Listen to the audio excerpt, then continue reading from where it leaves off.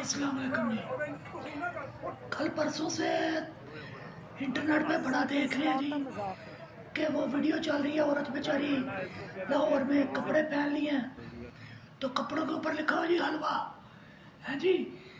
تو خیر تو ماشاءاللہ مولانا صاحب کٹھے ہو گئے ہیں کہ یہ توہین مذہب ہو گئی ہے۔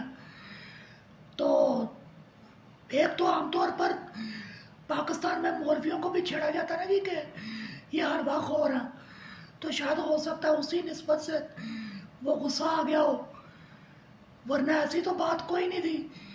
لیکن اللہ کی شان دیکھیں نا جی کہ اس ملک میں اتنا ماشاءاللہ دین پہ لوگ عمل کرتے ہیں کہ صرف کوئی عربی طرز پہ حلوہ ہی لکھ لے کپڑوں پہ تو اس کی جان بچانا مشکل ہے۔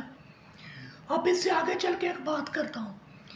سب سے پہلے تو میں یہ بتانا چاہتا ہوں کہ جو اللہ کے ولی ہیں، اولیاء حضرات ہیں، بس ان کی اپنی ذات کی حد تک میرا ان پہ کامل یقین ہے کہ جو ان کی ذات سے کرامتیں منسوب ہیں وہ سچ ہوں گی، ٹھیک ہے؟ کیونکہ ان لوگوں نے اللہ کی طرف رجوع کیا، اللہ پاک نے ان کو ہدایت دی اور انہوں نے اپنی زندگیوں کو اپنے نفس کے شر سے پاک کیا۔ تو پھر نبی کا معجزہ اور ولی کی کرامت یہ تو پھر اللہ کے اور ان کے معاملات ہوتے ہیں نا۔ لیکن ان کے بعد جو آنے والے ہیں ان کے بارے میں میرا کوئی اچھا اور برا پوائنٹ آف ویو کوئی نہیں ہے۔ ان کی اپنی ذات کی حد تک میرا ان پہ بالکل یقین ہے، ان کی کرامتوں پہ بھی یقین ہے۔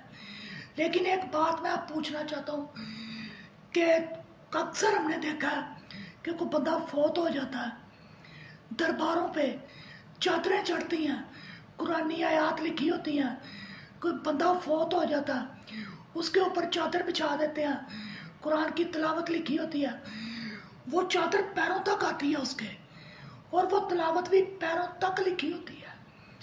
تو کیا یہ ٹھیک ہے؟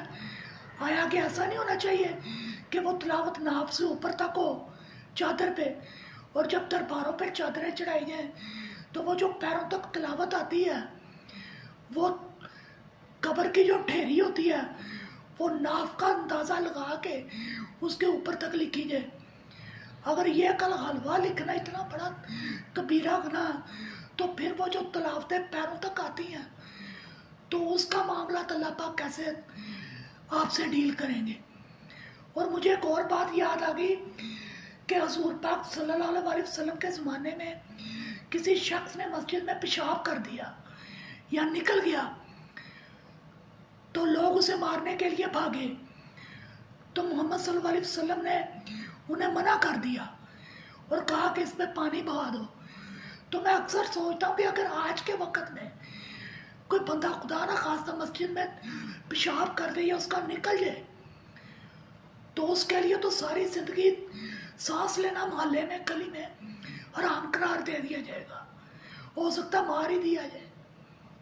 تو ذرا سوچیے۔